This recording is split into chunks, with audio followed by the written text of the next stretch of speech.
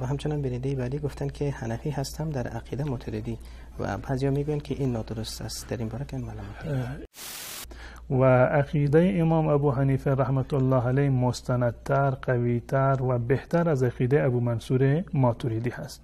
ابو منصور ماتوریدی به اندازه شاگردان امام ابو حنیفه رحمت الله علیه هم نمیرسد. و عقیده امام ابو حنیفه رحمت الله علیه عقیده هست که برگرفته از قرآن و سنت هست، همان گونه که فقهشون هم برگرفته از قرآن و سنت هستند. برای کسی که مقلد امام ابو حنیفه رحمت الله علیه هست در فقه، بهترین است که در عقیده هم پیرو امام ابو حنیفه رحمت الله علیه باشد.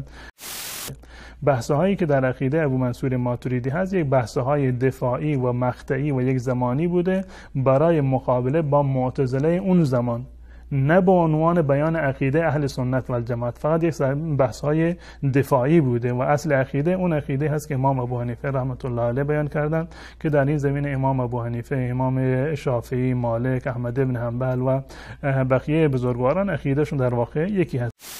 برادرای احنافی ما را بگید شما با کدام عقیده امام ابو حنیفه رحمه الله هستی یعنی؟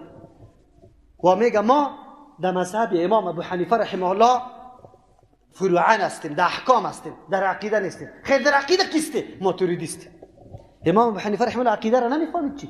او سلف نبود، او پیشوا نبود، او زمانش به رسول الله صلی الله علیه و نزدیک نبود که تو امروز عقیده از او اعلام میکنی دیگه طرف. چرا؟ به خاطر که عقیده از او بود که الله سر عرش است. امام ابو حنیفه رحمه الله میگه کسی که قائل باشه که الله سر عرش نیست کافر است. ما معتقد هستیم که الله متعال بر روی عرش هست با همان کیفیتی که خودش بهتر میداند. ما کیفیت استوا و استقرار الله متعال را بر روی عرش نمیدانیم، اما چون که خودش در قرآن بارها تکرار کرده که الله متعال بر روی عرش مستقر هست، ما به این ایمان داریم، اما کیفیتش را الله متعال در واقع بهتر میداند. امروز دو طایفه خیلی مشهور ما در جهان داریم، این ماتوریدیست، این اشعریست. اکثر مردم افغانستان، پاکستان و هندوستان ماتوریدیست. ابو منصور ماتوریدی در قرن چهارم در اونجا آمد، در دنبال از او روان است. عقیده که صحابه داشت، تابعین داشت، تبع تابعین داشت، پشت از او نمیگرده. امروز بره. اما تو میگی که طوری عقیده را باید ما نداشته باشیم، تاویل در صفات الله متعال بکنیم. ما خب دین میفهمیدیم یا صحابه یا تابعین یا تبع تابعین. فهم سلف امیر میگه امو مفهوم که برای اینمی آیت دمو زمان بود، امروز هم باید امو مفهوم باشه، امی مقصد باشه، تغییر و تبدیل داشت نبیه.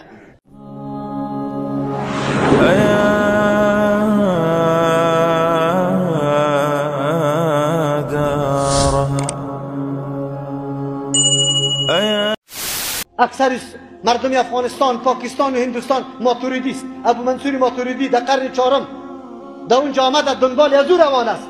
عقیده که صحابه داشت، تابعین داشت، تبع تابعین داشت، پشت از او نمیگرده. امروز بره. برادرای احنافی ما را بگید شما با کدام عقیده امام ابو حنیفه رحمه الله هستی یعنی؟ و میگه ما در مذهب امام ابو حنیفه رحمه الله فروعان هستیم، در احکام هستیم، در عقیده نیستیم. خیر در عقیده کیسته؟ ماتوریدیست. امام ابو حنیفه رحمه الله عقیده را نمیفهمید چی؟ او سلف نبود، او پیشوا نبود، او زمانش به رسول الله صلی الله علیه و نزدیک نبود که تو امروز عقیده از او اعلام میکنی دیگه طرف. چرا؟ به خاطر که عقیده از او بود که الله سر عرش است. امام ابو حنیفه رحمه الله میگه کسی که قائل باشه که الله سر عرش نیست کافر است. اما تو میگی که طوری عقیده را باید ما نداشته باشیم، تاویل در صفات الله متعال بکنیم. ما خب دین میفهمیدیم یا صحابه یا تابعین یا تبع تابعین. فهم سلف امیر میگه امو مفهوم که برای اینمی آیت دمو زمان بود، امروز هم باید امو مفهوم باشه، امی مقصد باشه، تغییر و تبدیل داشت نبیه. پس از او خاطر سلفی کسی را میگه که خود منسوب به سوی سلف میکنه. سلف براتون گفتم 3 قرن اهلش، البته کدام اهلش؟ کسایی که مرتکب بدعت نشده باشه. عبدالله ابن سبع یهودی سلف شده نمیتونه، خوارج سلف شده نمیتونه، روافض سلف شده نمیتونه، معتزله و جهمیه و کرامیه مرجعه سلف شده نمیتونه و مرتکب بدعت شده. کسایی که راه و منهج صحابه، تابعین و تبع تابعین قطعا اعلان نکرده، مستحکم سر از او باقی مانده، اونمو مردم را کسی که خود منسوب به او میکنه این را سلفی میگن. این ضرورت است.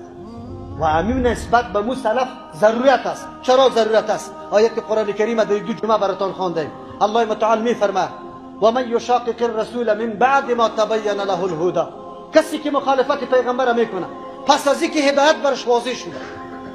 هدایت چی را میگه؟ کدام نظامی را که الله روان کرد، کدام وحی که الله فرستاد، کتاب الله متعال. و بعد از امی کتاب الله متعال امی وحی را رسول الله صلی الله علیه و سلم عملا تطبیق کرد، تشریح کرد برای امت. این را هدایت میگه. الله متعال میفرماید کسی که مخالفت پیغمبر میکنه پس از اینکه هدایت برش واضح شده و یتبع غیر سبیل المؤمنین، چی ضرورت است به این کلمه؟ به این کلمه چی ضرورت است؟ الله باید میگفت که کسی که مخالفت پیغمبر میکنه خلاص، به می گفت خلاص میشد و میگفت که به مو طرفی که او روی دور داده مو طرف میگردانم شه و جایش هم جهنم است. باز چرا میگه و یتبع غیر سبیل المؤمنین؟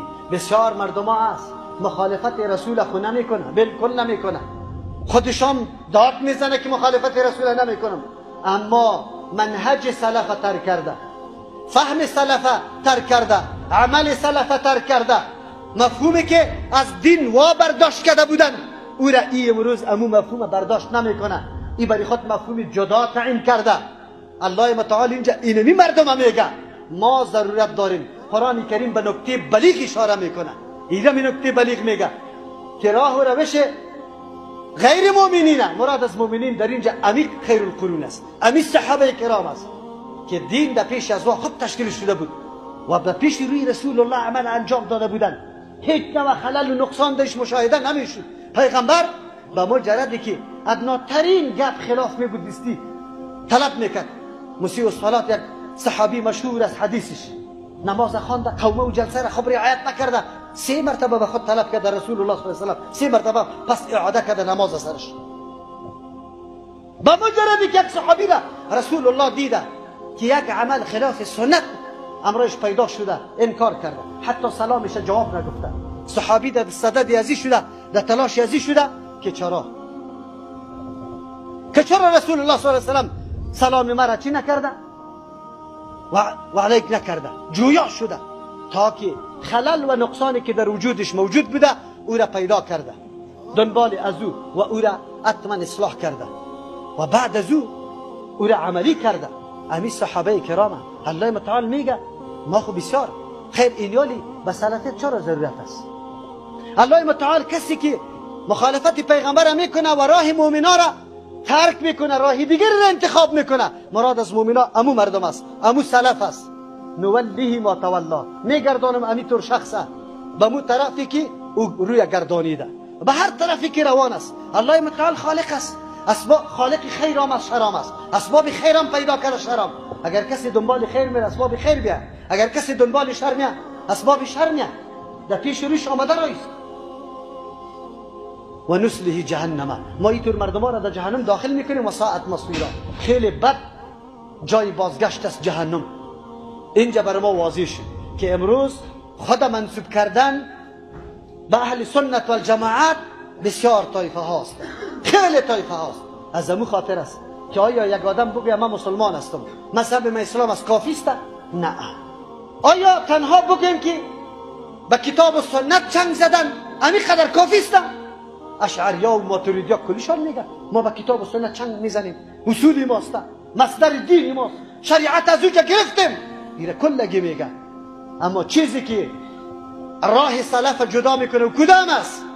تمسک به کتاب الله و سنت رسول الله به منهج کی؟ سلف، به طریقه سلف، در عقیده، در عمل، در علم، در فهم، در تطبیق، کلش مطابق سلف. مطابق سلف باید کار و عمل انجام بدی. ممیزات امین فرقه سلف کیست؟ تقدیم نقل بالای عقل. گاهی هم عقل معارض با امرای نقل قرار، اگر معارض شد نقل مقدم میدن. مذهب کلامی و فلسفی را قطعا ترک میکنه. پس آنا در اواخر صحابه فلسفه از یونانی به عربی ترجمه شد، یک دم موضوعات عقیده طرف عقل روان شد. هزار قسم شکوکات و شبهات نعوذ بالله اهل کلام کشیدن، گاهی در یک جانب گاهی در دیگه جانب. آمد پراگنده شد، متحیر شد، حیران شد. همون قرآن و حدیثی که بدون کدام تکلف هر کس درک میکرد مفهومی از او گذاشته شد، راه های دیگه انتخاب شد. این کار این ممیزات سلف است که یا نقل مقدم میدانه، مذهب کلامی را قطعا ترک میکنه، تمسک به کتاب الله و سنت رسول الله به منهج سلف میدانه. وقاف در وقت نصوص است. نص که آمد دیگه باز خودش شور نمیده که بگوید که این طور است یا این طور است، چون چرا به اینجا قطعا نمیکنه. چرا؟ یا مؤمن است، تسلیم به این گپا است. از همون خاطر شیخ البانی رحمه الله اصول سلف که بیان میکنه برای ما میگه: اولش اتباع و التزام کتاب الله و سنت رسول الله. دوم بدعت ها را او طرف انداختن. سوم توحید الله متعال بیان کردن، نشر کردن، دفاع کردن، در بین مردم خوب واضح کردن. این از جمله اصول سلف است. چهارم طلب علم نافع. کدام علمی که نفع داره، علومی که نفع نداره، نعوذ بالله، مثل اهل کتاب واره بر اسرائیل واره که علم سحر یاد گرفتن و تبعوا ما تتلو الشیاطین علی ملک سلیمان، پشت از او گشتن. و طوری علوم نه، علومی که ما را در بدر میکنه. تاسف در اینجاست که امروز مدارس ما علوم نافع را خود چی میکنی که علوم زهراگینه به شاگردا تعلیم داده رویسته.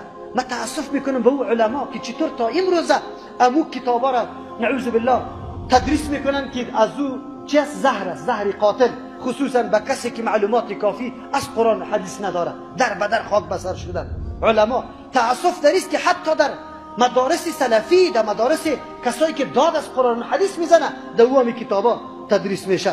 دیگه تصفیه و تربیه، عقاید صفا کردن، عمل صفا کردن و تربیه کردن، این اصول سلف است. یا تلاششان است، از ابتدا شروع میکنه. الحمدلله جایی که سلفی است شما ببینید علم در اردو شاخ یا در دو شعبه دوام داره، هم در ذکور و هم در اناث. بلکه توجه به اناث خیلی زیاد است. چرا که آینده مادر معلمه و مدرسه مدرسه خود است، خانه خود است، اولاد شاگردایش است. این را باید به مو طریقه، به مو عقیده تربیه بکنن، چیزی که از کتاب الله و سنت رسول الله گرفته. و دیگه هم یکی از اصولش ششم نبذ تحزب است، گروه گرایی، حزب گرایی را مکمل دور انداختن.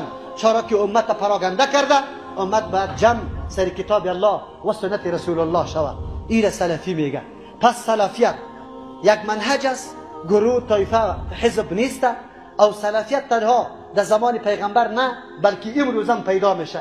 کسی که التزام کتاب الله و سنت رسول الله را میکنه لیکن به منهج و فهم سلف، اونمو را ما سلفی میگیم. پس سلفیت منحصر به یک زمانه یا مرحله زمانی نیست، بلکه هر کسی که این صفات را پیدا کرد و این صفاتایی است که هیچ کس انکارم کرده نمیتونه که بگوید. چرا؟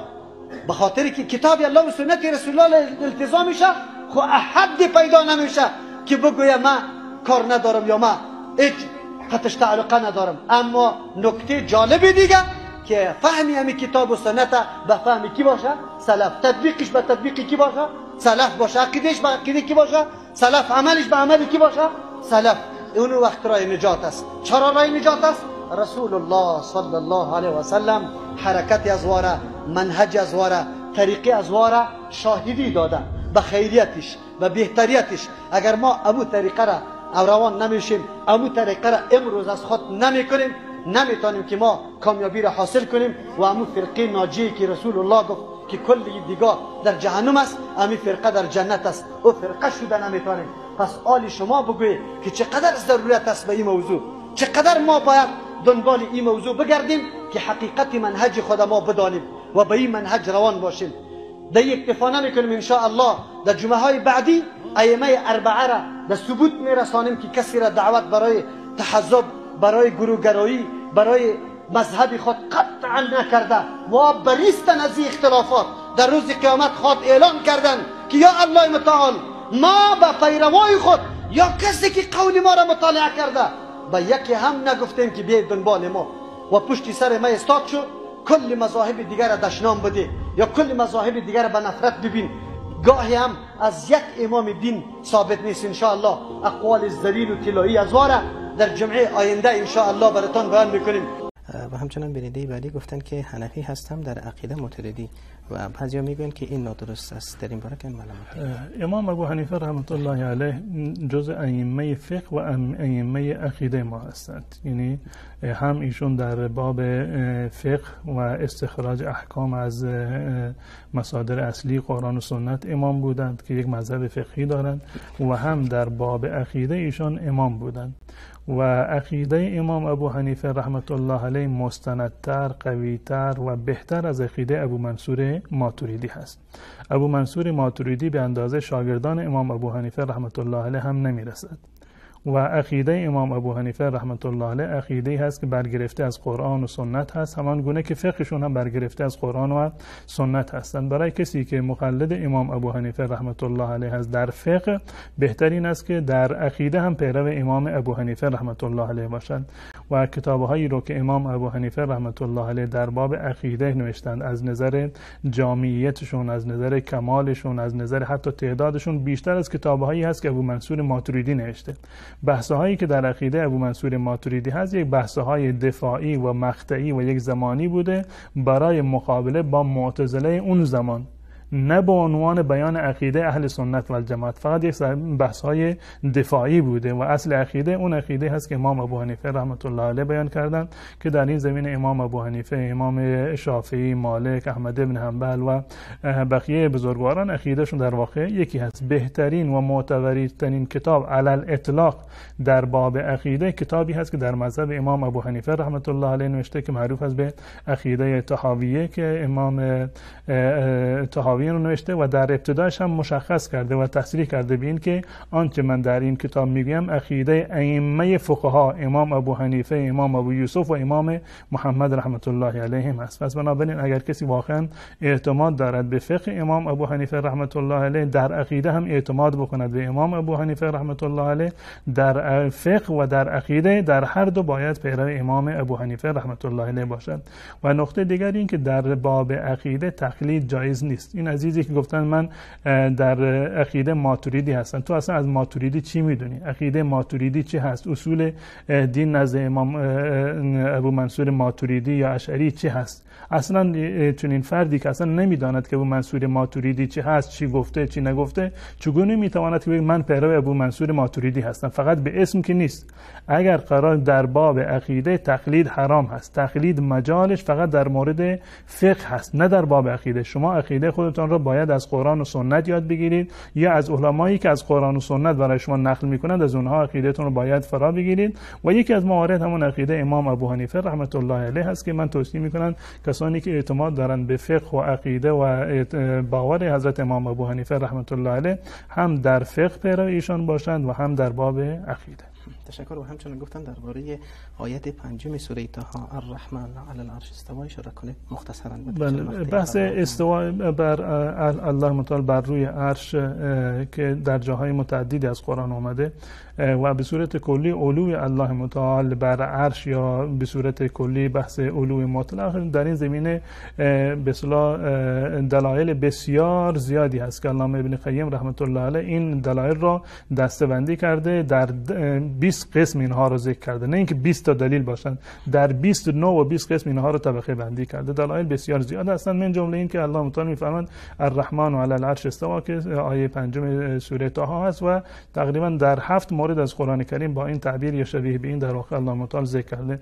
استوای الله متعال، اصل استوا در زبان عربی به معنی استقرار هست، به معنی قرار گرفتن است. ما معتقد هستیم که الله متعال بر روی عرش هست با همان کیفیتی که خودش بهتر میداند. ما کیفیت استوا و استقرار الله متعال را بر روی عرش نمیدانیم، اما چون که خودش در قرآن بارها تکرار کرده که الله متعال بر روی عرش مستقر هست، ما به این ایمان داریم، اما کیفیتش را الله متعال در واقع بهتر میداند.